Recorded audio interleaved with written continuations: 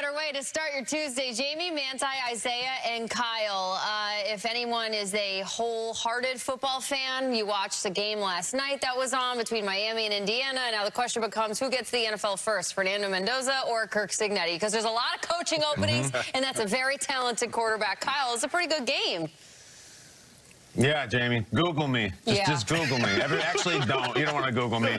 Google Cignetti and all the things that he's done. Incredible thing. Loved watching it, and it just got me fired up for these NFC and AFC title games. We don't ever want you to look away from GMFB, so don't Google the playoff bracket. We'll just show it to you right here. We have conference championship games to look at as the final four teams are set in this playoff, rolling into Super Bowl 60 to be played north of us here in San Francisco, California. This weekend, the Broncos will host the New England Patriots in an AFC title game that feels familiar yet new at the same time. That'll be on CBS at 3 p.m. Eastern, which is followed up by a third meeting this season alone between the Seattle Seahawks hosting the LA Rams. That's the look at the NFC side.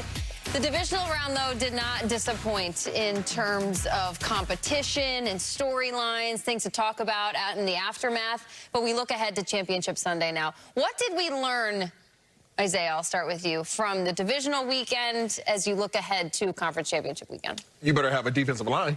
You better. Yeah, you better have a defensive line. That's the one thing that I picked up on. All the teams that are going to be playing for their conference championships right now have beastly defensive lines. They invested into the interior defensive linemen and the pass rush. Go through it. You got the New England Patriots. You got big Milton Williams that they picked up from obviously out there in Philadelphia. You got the Broncos. They got the fellas on the outside. They get a pass rush out of this world. The Rams. Okay, you got Verse and who was out there? Fisk and Verse out there. Yep. And then Seahawks, obviously, they have everybody and their mama and their aunties as well to get after the quarterback. All these teams, aunties are pass rushing? Absolutely. Oh, my gosh. With the strip sacks. They have great rush defense, and they can all get after the quarterback. That's the one commonality. So as these teams, and we see so many head coaching positions that are going to be filled, so many of these teams are competitive that did not make it to this round. But what is one element that they are all probably missing?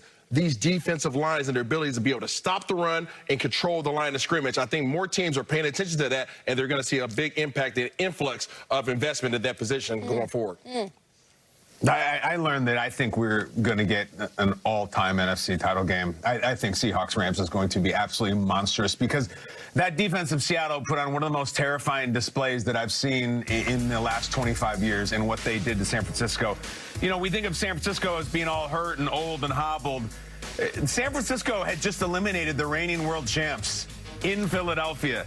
This San Francisco defense, or the San Francisco offense, rather, had just put 42 on the Chicago Bears a few weeks ago. The week before that, they scored 48 points.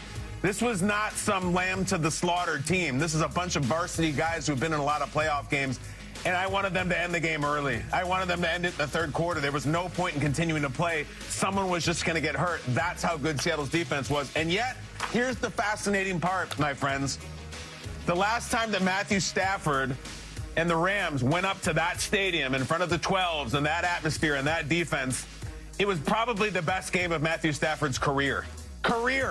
He had 457 yards with 3 touchdowns and no picks. He annihilated that Seahawks defense. It's so strange. I don't know how to shake out on this one, and that's why I'm so excited for the game. You better not bring that use check triple option up there. I know that's not going to work, but they're going to bring everything else. And then what Stafford did last time and what the Rams did last time, what Puka did last time. This Seattle defense that we're all in awe of right here could do nothing against any of the Rams. So I don't know how this game goes. I get it. It's incredible. It's incredible, the matchup, the defense. It's going to be so good and so special. And I just love conference title games against divisional opponents. I love them. I love them because it's always that third time, that familiarity, and it's just there's a different vibe to it than if you were playing some random team from your conference that's across the other side of the country. Rams offense, which is not going to look like it did in Chicago. That weather was a huge factor in that game. It's not going to be like that. Seattle defense, they're not going to look as dominant as they did against San Francisco. Who do you got? I can't wait. I know there's going to be a lot of people that's clued into this NFC Championship. What I've learned from this past weekend is more of a reminder. I was reminded of the cruelties of the game, that football isn't a fairy tale. It isn't a movie that you watch and tell your partner, I know how this one's going to end. The guy doesn't get the girl. The hero doesn't save the day. Sometimes there is no happily ever after. If there was, Josh Allen would still need his cape.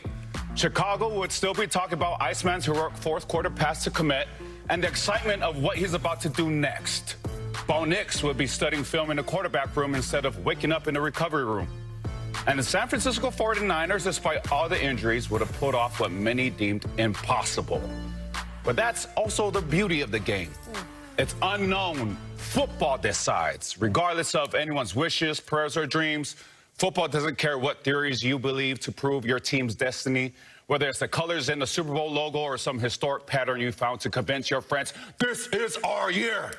All football cares about is which team was better in that game, in that moment, on that play.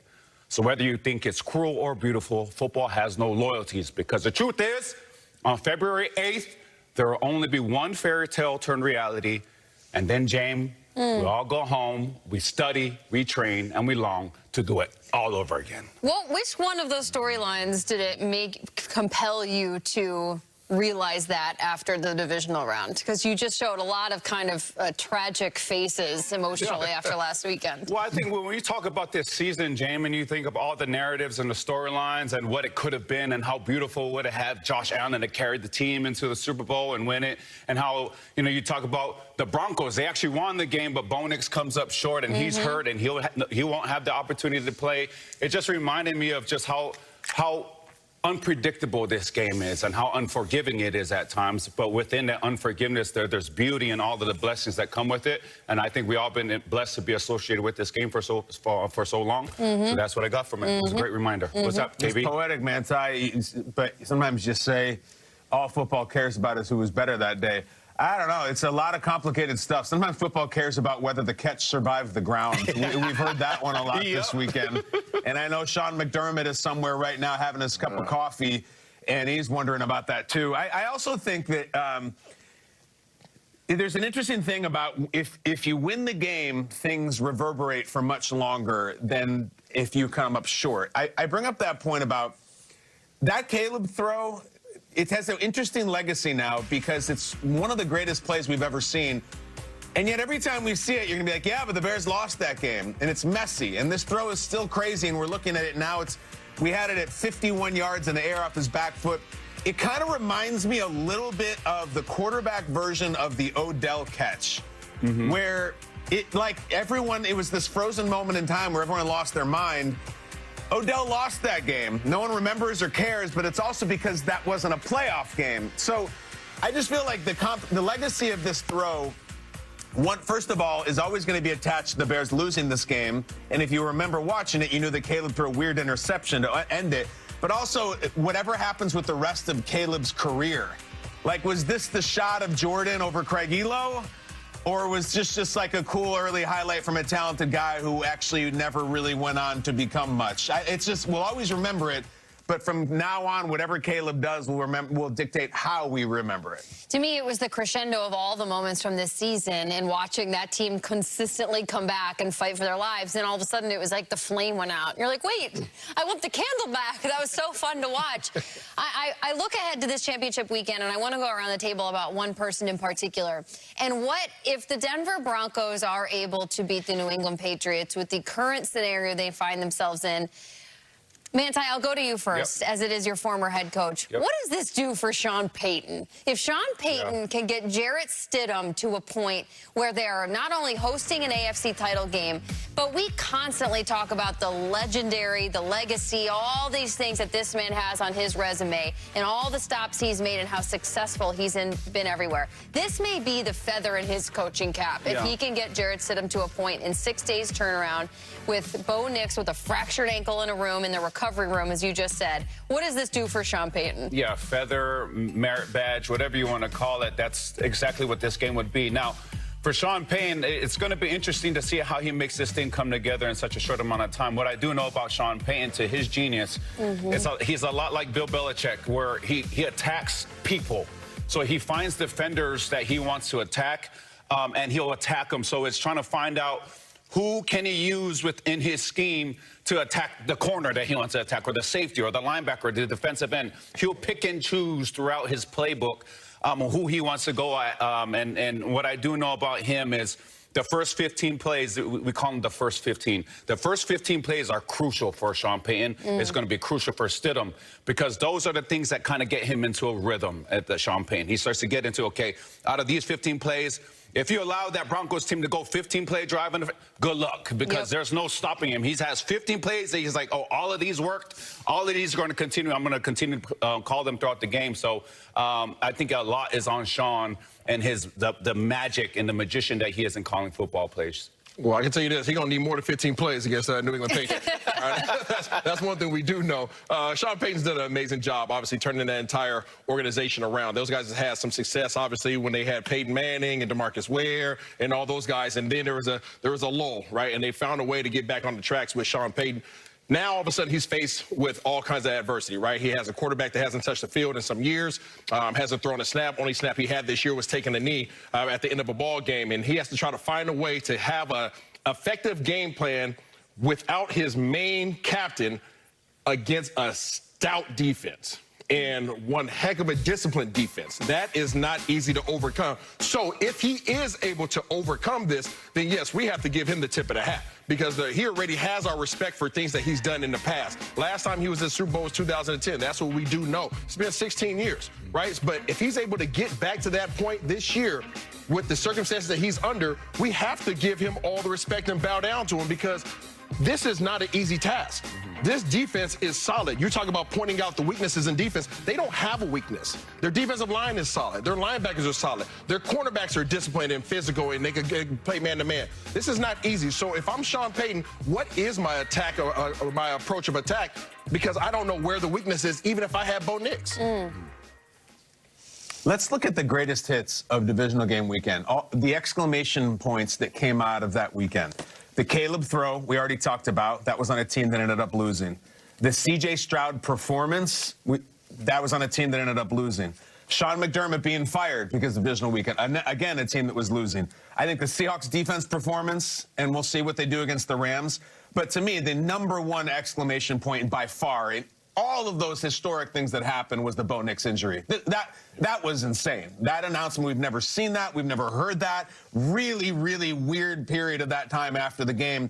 And that brings us to the question, what Sean Payton is trying to do here is historic. This has never happened before. And I'm going to get into a deep dive on Jarrett Stidham later on. This has never happened. We have seen guys start the title game as their first game of the season. It was over 50 years ago. A couple guys did it, and they both lost.